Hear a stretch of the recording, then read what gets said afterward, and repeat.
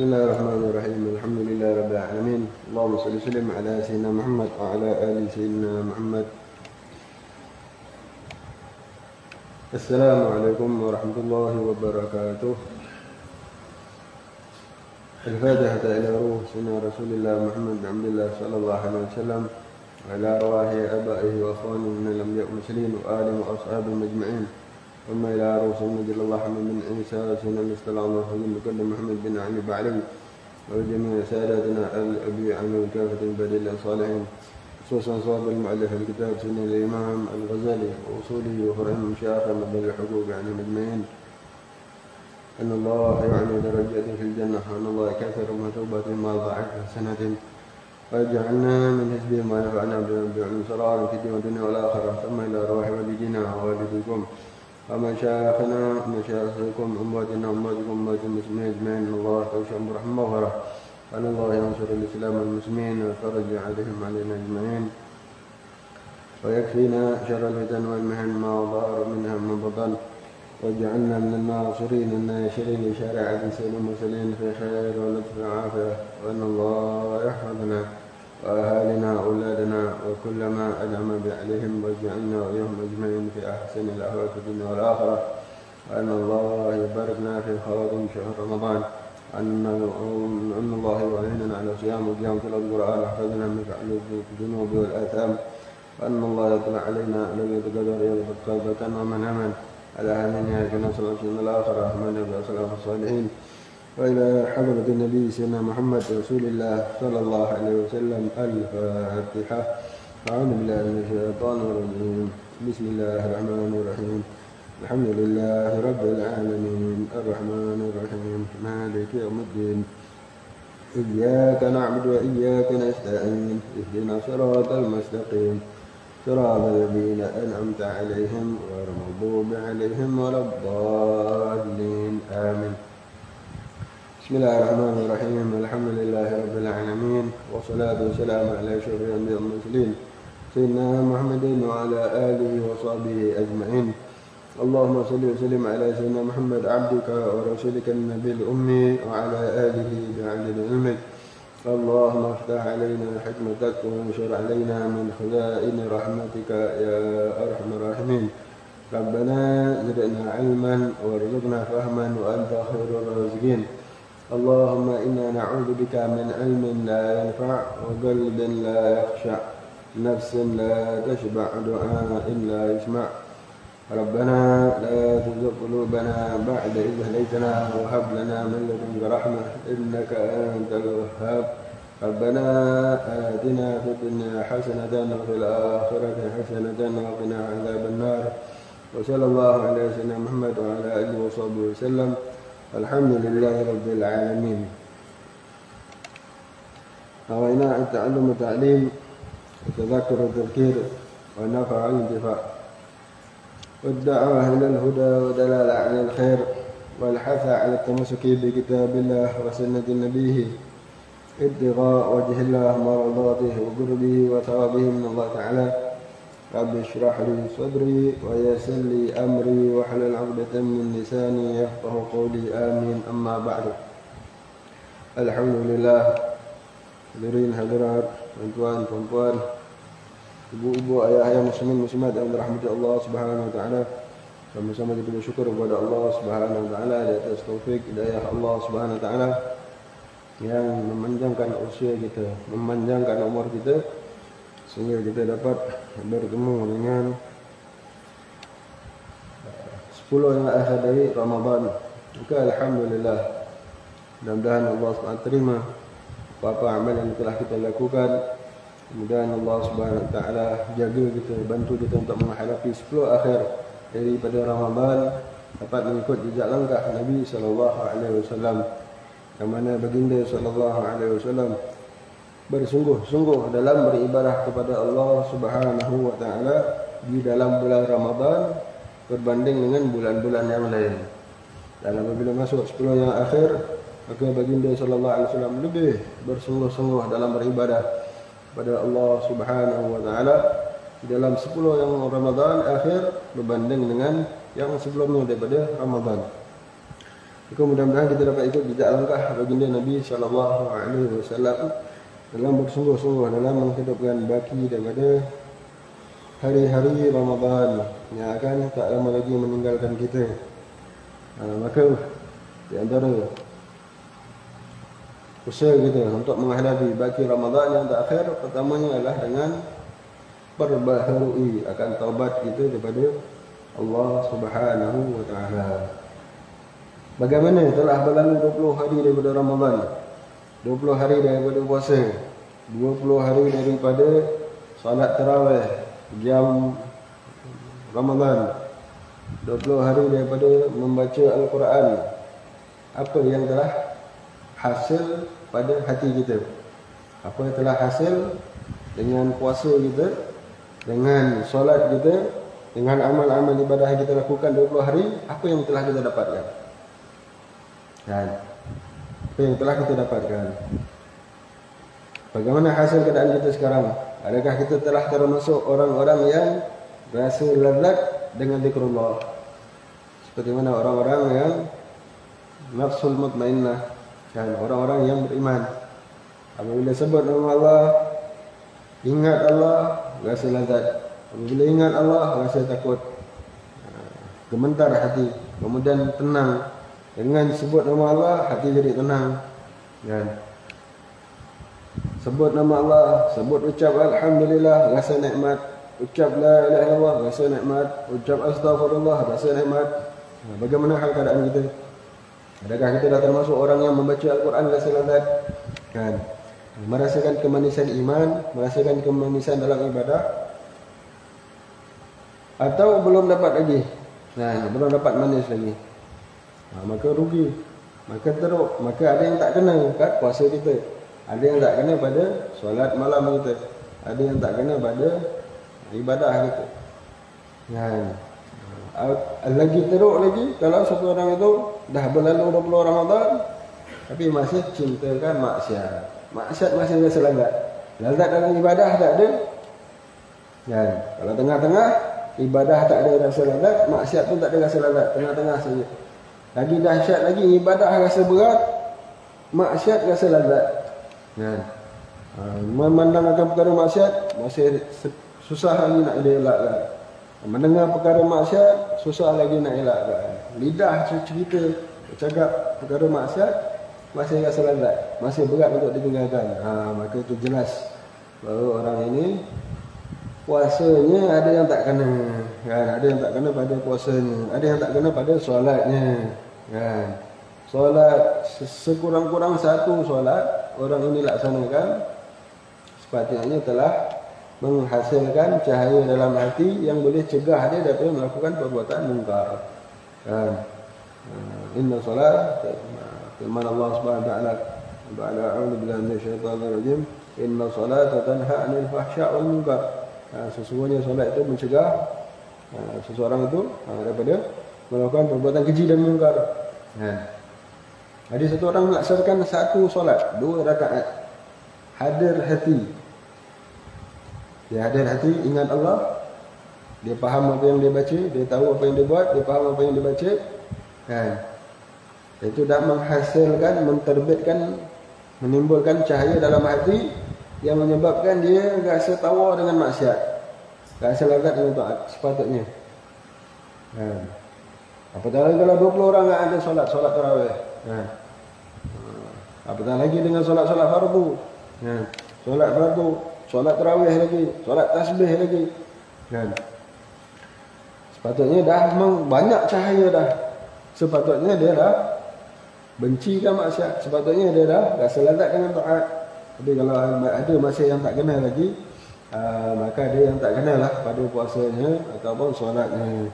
Maka perbaharui taubat. Kita nak menghadap 10 Ramadan yang berbaki ini dengan kita memperbaharui taubat kita kepada Allah Subhanahu wa taala.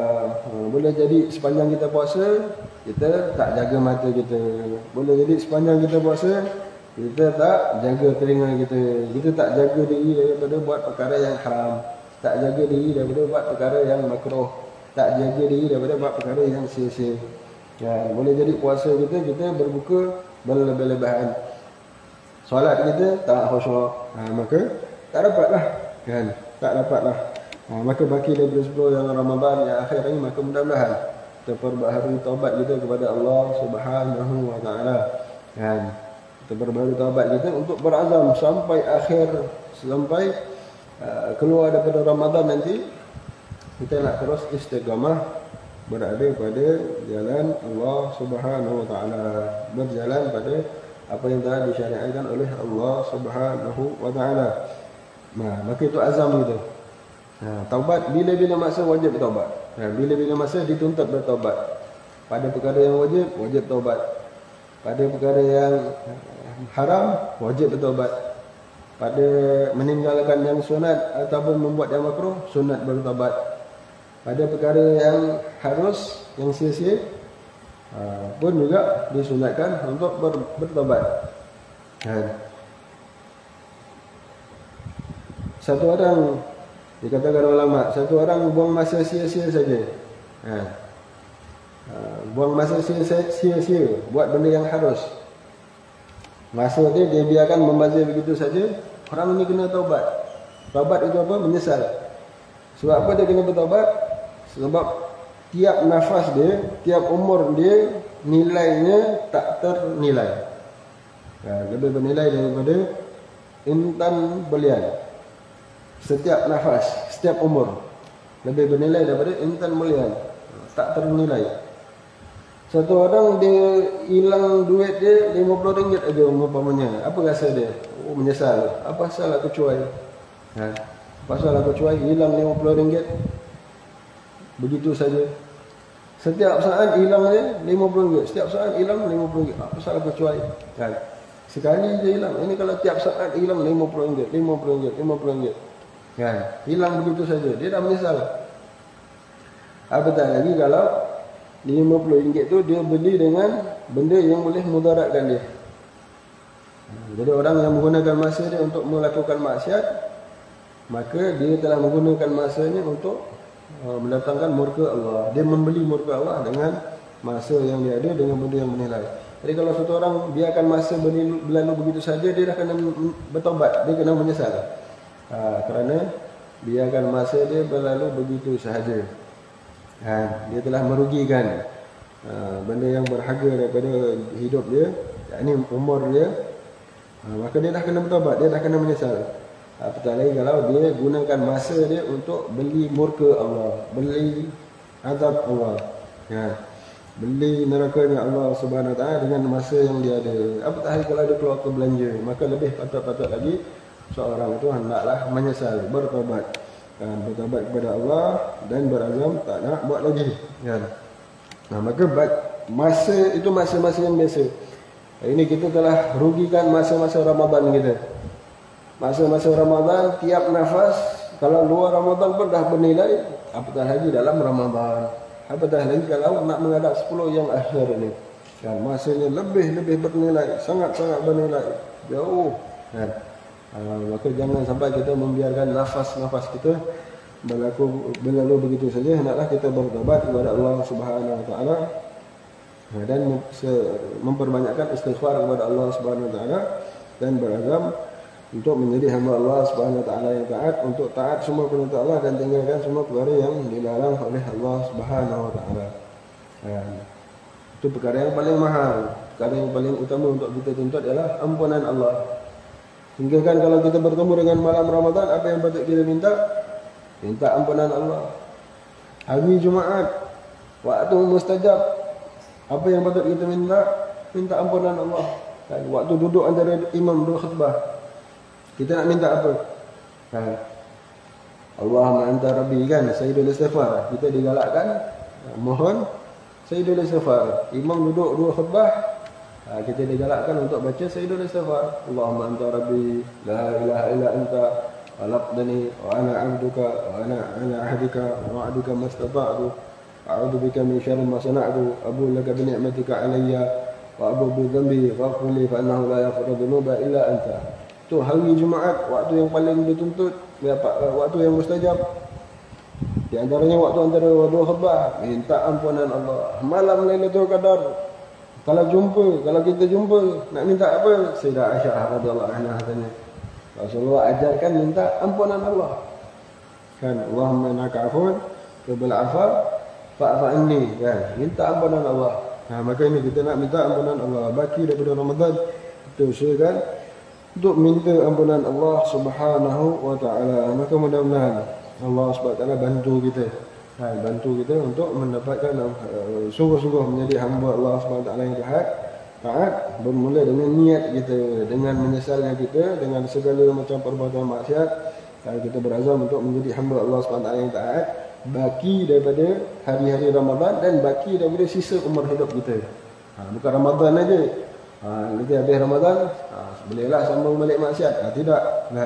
Baki umur kita nak menjadi hamba Allah Subhanahu wa taala yang taat. Maka itu azam kita, insya-Allah. Lalu kita sambung dengan apa yang disampaikan oleh sini oleh Imam Ghazali rahimahullah taala. Ana fa'na biha ja'alna fi darain ila an qala.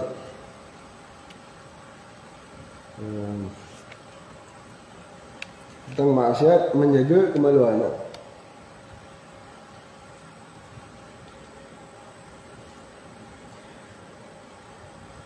Waqala sana Imam Ghazali radhiyallahu anhu nafa'na bi du'ana fi darain ila an-nar, menjaga kemaluan.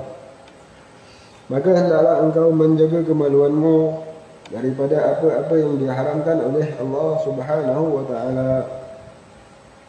Dan hendaklah engkau jadikan dirimu seperti golongan yang disifatkan oleh Allah Subhanahu wa taala di dalam firman-Nya, ba'da a'udzu billahi minasyaitonir rajim. والذين هم لفروجهم حافظون إلا على أزواجهم أو ما ملكت أيمانهم فإنهم غير ملومين. Dan mereka yang selalu menjaga kemaluan mereka kecuali terhadap isteri-isteri mereka atau apa-apa yang mereka miliki daripada hamba jariah, maka mereka tidak tercela. Dan engkau tidak dapat menjaga kemaluanmu kecuali apabila engkau menjaga matamu daripada melihat yang haram, dan juga menjaga hatimu supaya ia jangan berfikir yang bukan-bukan, dan menjaga perutmu daripada makanan yang syubhah atau berlebihan dalam memakan yang halal. Kerana semuanya itu adalah penggerak bagi syahwat dan merupakan punca bermulanya syahwat. Baik, alhamdulillah. Itu sambung daripada setelah Sayyidina Imam Ghazali menerangkan tentang menjaga perut. Perkara yang berkaitan ialah bersangkut dengan masalah syahwat perut ialah biasanya syahwat kemaluan. Maka hendaklah engkau menjaga kemaluanmu daripada apa-apa yang diharamkan oleh Allah Subhanahu wa taala. Maka kemaluan di antara satu nikmat yang Allah Subhanahu wa taala ciptakan untuk manusia, kan? Daripadanya itu keluar perkara-perkara yang memudaratkan akan badan, kan? Keluar daripada akan kemaluan itu apa yang kita makan, kemudian yang mudarat daripada kemaluan, daripada makanan itu dikeluarkan mengikut kemaluan, kan? Sehingga kita diajarkan untuk berdoa setelah selesai daripada itu, daripada kita menghajat kita, berdoa ghufranak alhamdulillahilladzi adhaba anni al-adha wa 'afani. Rabbana alhamdulillahilladzi adhaba anni al-adha wa 'afani ghufranak. Segala puji bagi Allah yang telah mengeluarkan daripada tubuh badanku adhaba anni al-adha, benda-benda yang mudarat, al-adha wa 'afani, dan memberi afiat kepadaku. Kita dah makan apa yang baik, makanan itu khasiat makanan dah masuk dalam perut kita, dah dicerna dalam perut kita. Kemudian sisa-sisa yang mudarat dikeluarkan ikut kemaluan. Maka itu satu nikmat yang Allah SWT ciptakan.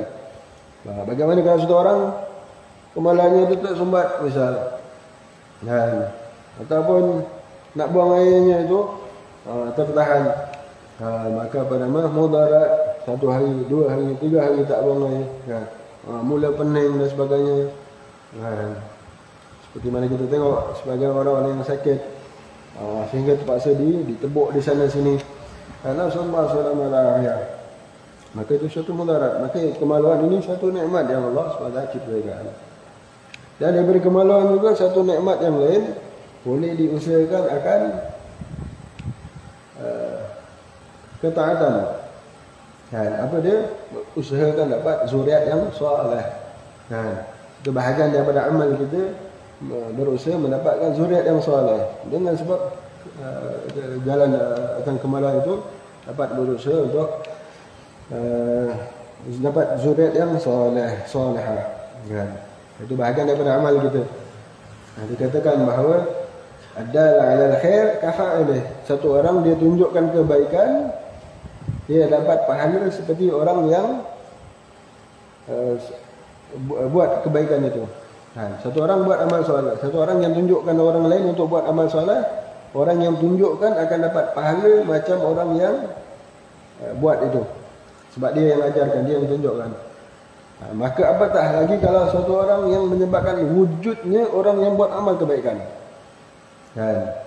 Maka itu sebab orang-orang soleh suka untuk memperbanyakkan zuriat. Memperbanyakkan zuriat itu sebab wujud saja. Dikatakan ulama satu orang yang dia punya anak. Anak itu cukup sebagai seorang beriman saja pun dia dah dapat kebaikan yang besar. Maknanya kalau dia tak ada kekurangan dari segi tarbiyah dia.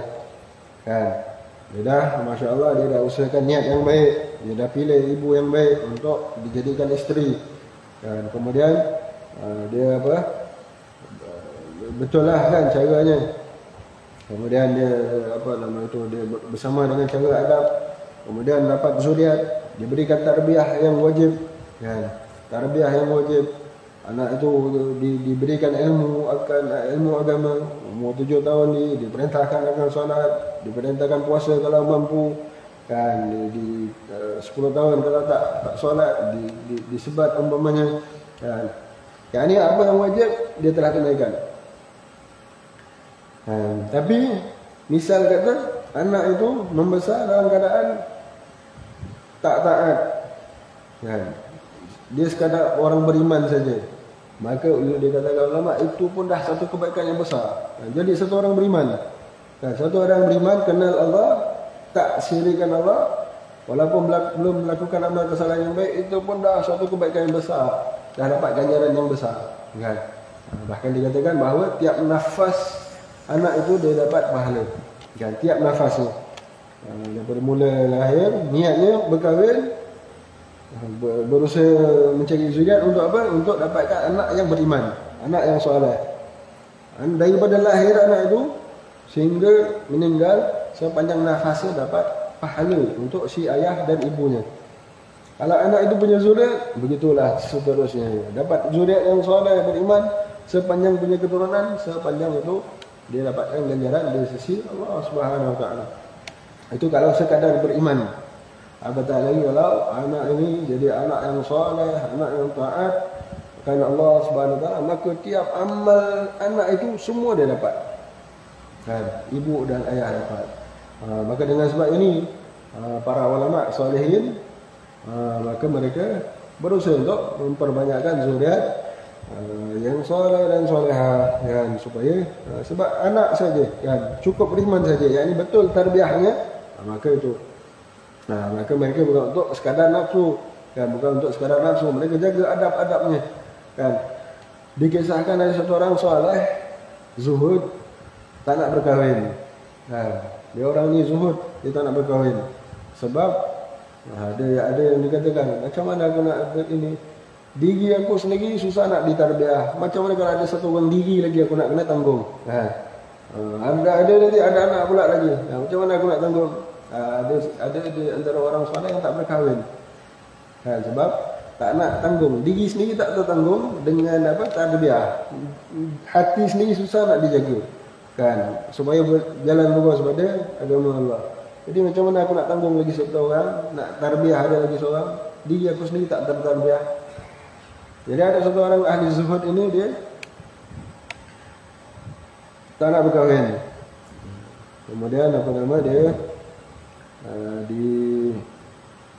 diperlihatkan oleh Allah Subhanahu Wa Taala bahawa kiamat telah terjadi. Kemudian dibangkitkan di padang mahsyar. Kemudian orang-orang berada dalam keadaan sangat haus di padang mahsyar itu. Orang sangat haus.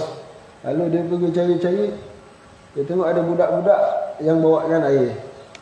Budak-budak kecil bawakan air. Jadi dia minta, "Adik, kata apa nak tolong bagikan air." "Tidak, saya bawa air ni untuk mak ayah saya saja." Untuk mak ayah saya saja. Awak tak ada anak tak boleh. Kan? Jadi macam tu. Dia kemudian apa nama dia? Terbangun. Kemudian terus dia terus berazam untuk itu. Dan dikatakan bahawa anak-anak yang kecil itu daripada anak-anak orang Islam yang meninggal kecil. Anak-anak orang Islam yang meninggal kecil, maka di antaranya menjadi saham untuk ibu ayahnya. Khususnya saat hari yang haus, mereka akan dapatkan air. Mereka akan dapatkan air untuk ibu ayahnya yang kehausan. Maka bagaimana kalau satu orang itu berkahwin, punya zuriat, tapi tak ada zuriat yang meninggal kecil misalnya. Cukup dengan dia berkahwin dan niatnya berkahwin untuk dapatkan zuriat. Kalau anak ini hidup, jadi anak yang soleh. Kalau anak ini meninggal, mudah-mudahan meninggal kecil dapat fadilat itu. Cukup dengan niat saja. Anak itu hidup ke, meninggal kecil ke tidak, maka dia sudah mendapatkan fadilatnya insya-Allah. Jadi itu di antara nikmat kemaluan di samping untuk kehidupan zahirah kita adalah untuk kita usahakan dapat zuriat yang soleh-solehah. Satu nikmat yang besar kepada Allah SWT untuk kita usahakan dapat zuriat yang soleh-solehah. Betul cara tarbiyah kita, tak ada kekurangan. Anak itu beriman saja, sepanjang nafasnya, sepanjang hidup dia telah menyebabkan kita dapat ganjaran pahala daripada Allah Subhanahu Wa Taala. Apatah lagi kalau anak itu doakan untuk ibu ayahnya. Lebih beruntunglah ibu ayah itu tadi. Maka begitu. Maka hendaklah engkau menjaga kemaluanmu. Maka itu tujuan daripada kemaluan Allah SWT ceritakan. Maka hendaklah engkau menjaga kemaluanmu daripada apa-apa yang diharamkan oleh Allah Subhanahu Wa Taala.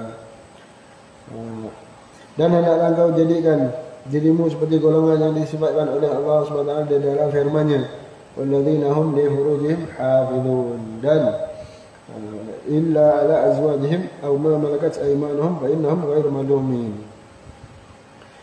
Dan mereka yang selalu menjaga kemaluan mereka, kecuali terhadap isteri-isteri mereka atau apa-apa yang mereka miliki daripada hamba jariah, maka mereka tidak tercela. Faman yattaqa wara dzalika wa ulaika orang yang mahukan selain daripada itu, yang dihalalkan kemaluan untuk dilepaskan syahwatnya ada hanya terhadap isteri dan hamba sahaja. Kalau ada terhadap isteri.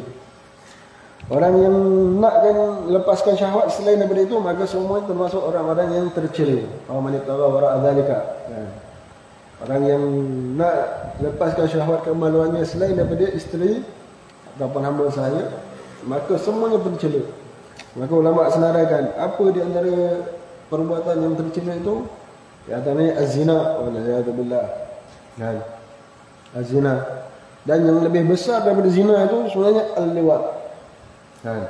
Perbuatan kaum Nabi Allah Lut, al-liwat. Itu lagi dahsyat daripada zina. Sehingga zaman sahabat terjadi peristiwa itu. Sehingga mereka tak tahu apa nak dijatuhkan hukuman terhadap pelaku liwat. Lalu mereka bermesyuarat. Mereka pandang bahawa hukuman liwat kita ikut seperti mana dalam Quran. Apa dia kaum Nabi Allah Lut, apa yang Allah laksanakan terhadap kaum Nabi Allah Lut, Allah angkat buminya, kemudian sampai ke langit, kemudian diterangkapkan.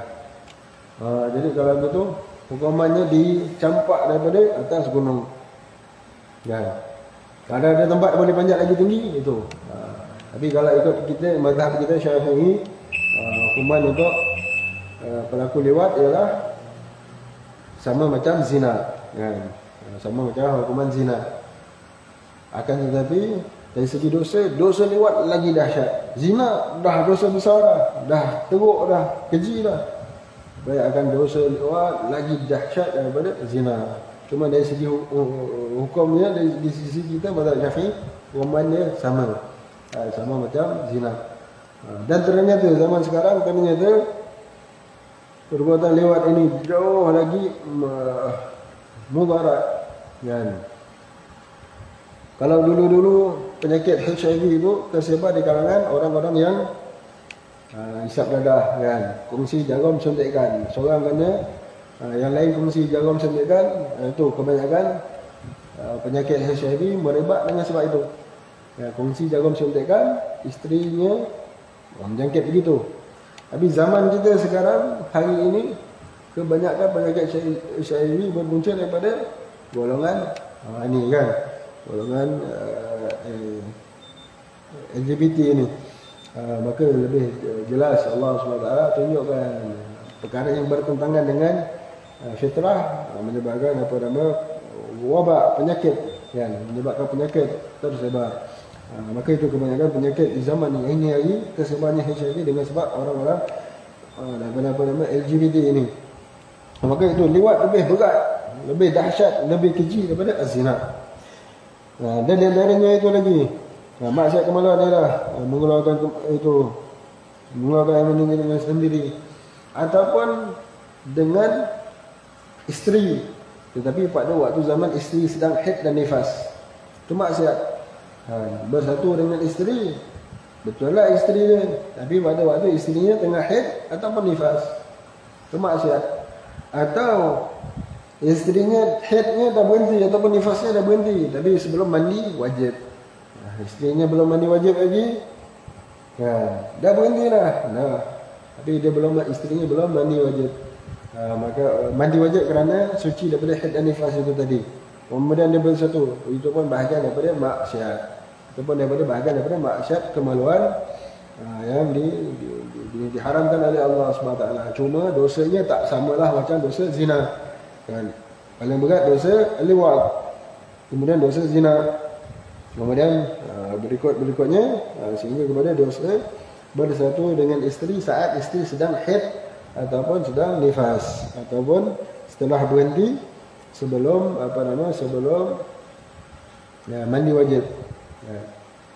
Dan begitu juga kalau satu orang beli seorang hamba, kemudian dia tak ada tempoh iddah ataupun istibrak hamba itu, kemudian dia bersatu dengan hamba itu, maka itu pun bahagian daripada maksiat kemaluan. Maka itu semua di antara perkara-perkara yang diharamkan oleh Allah SWT berkenaan dengan kemaluan. Maka hendaklah kita termasuk, maka hendaklah engkau jadikan dirimu seperti golongan yang disifatkan oleh Allah SWT dalam firman-Nya, walladzina hum li furujihim hafizun illa ala azwajihim aw ma malakat aymanuhum fa innahum ghairu malumin.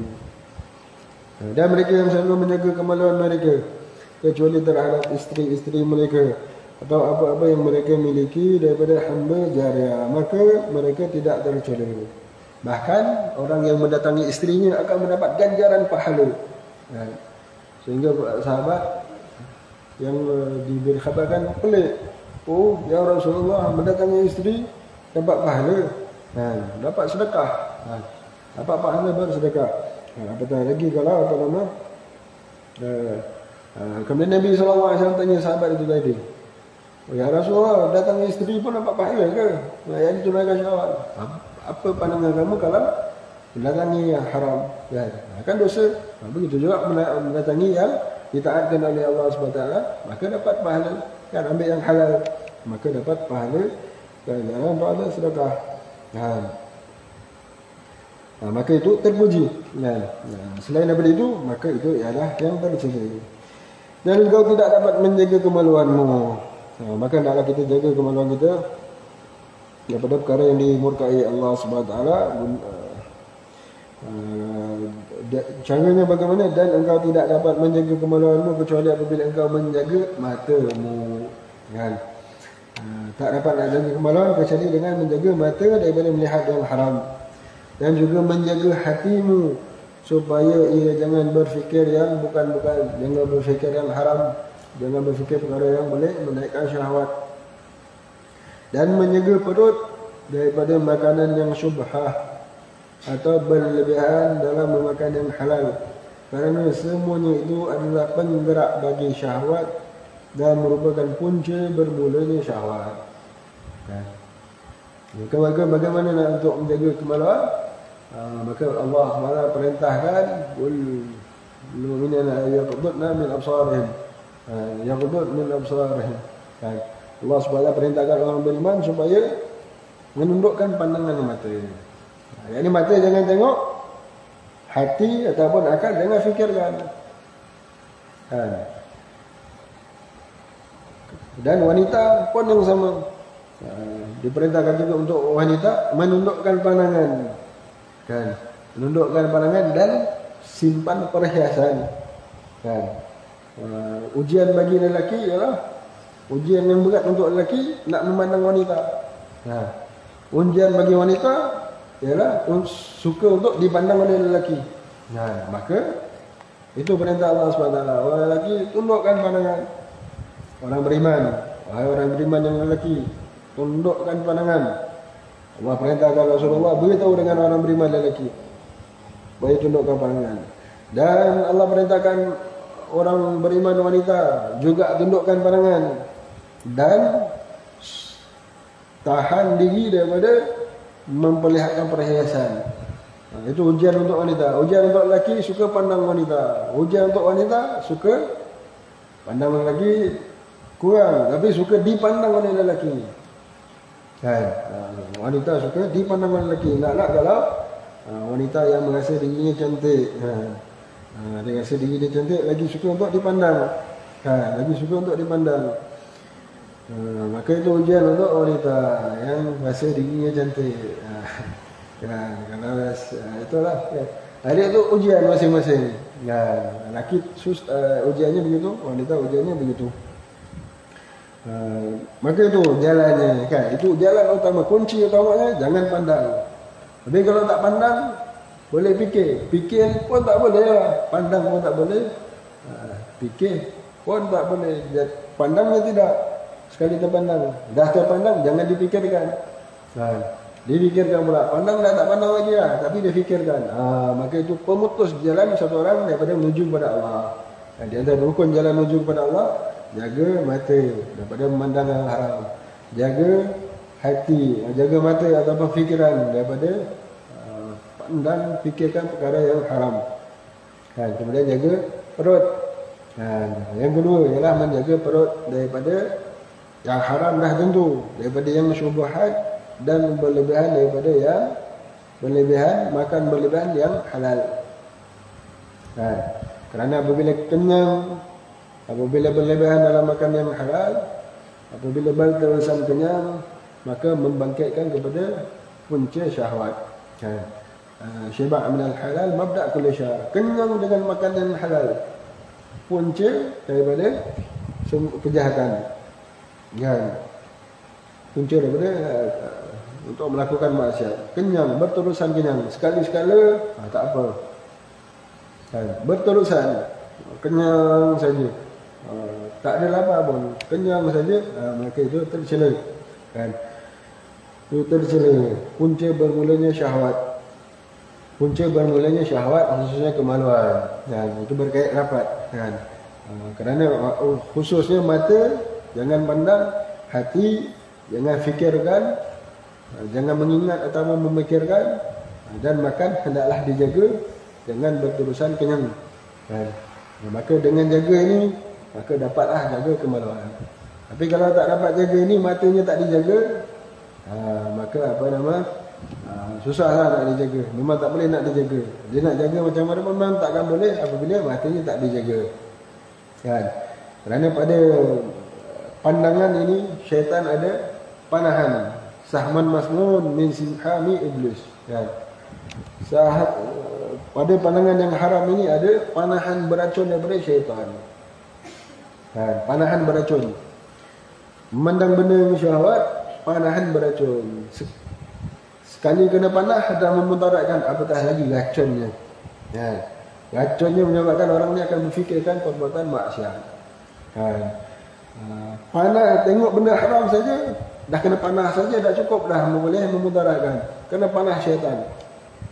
Apatah lagi kalau panahan beracun. Panahan yang beracun.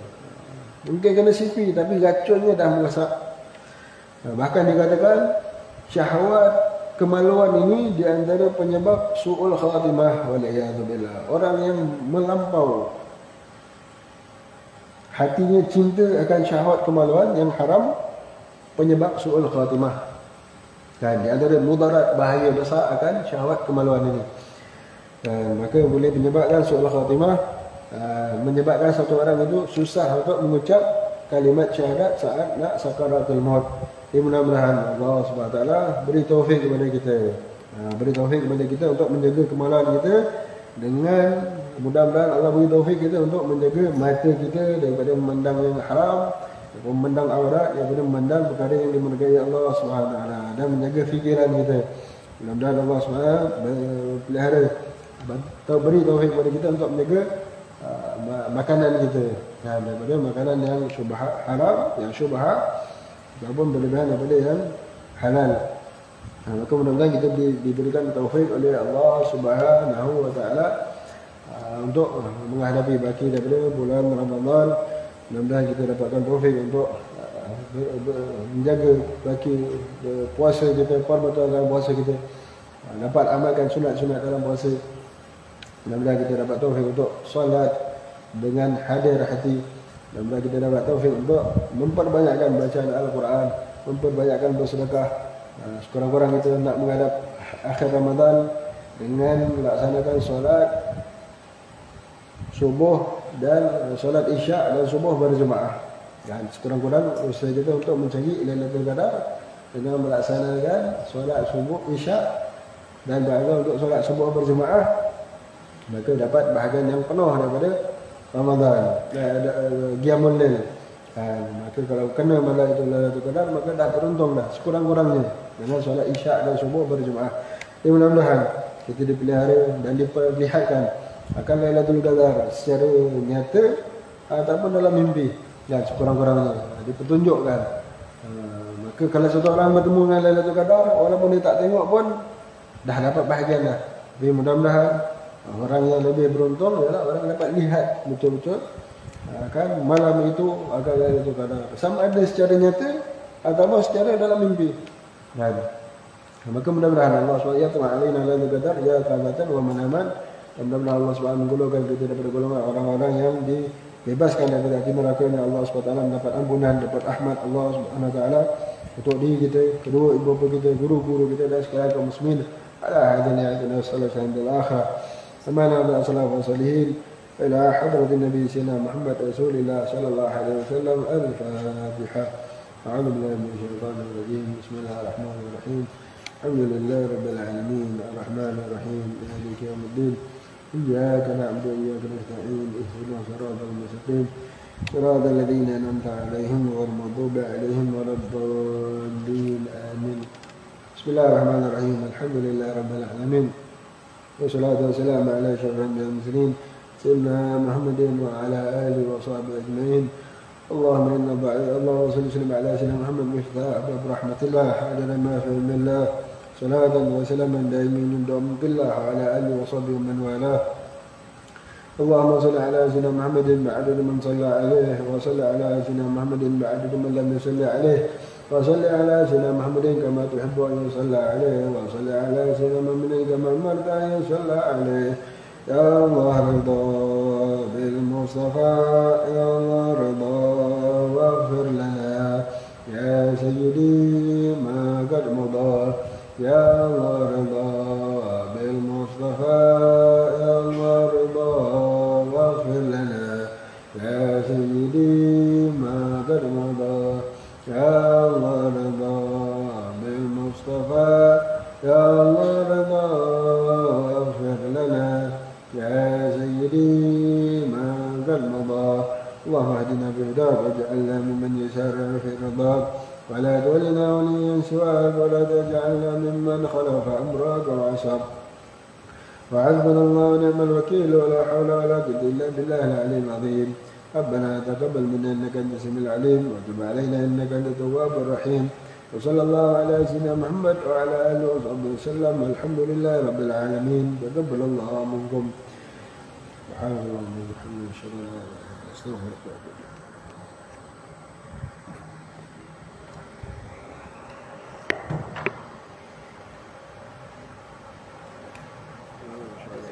Terima kasih. Jam betul.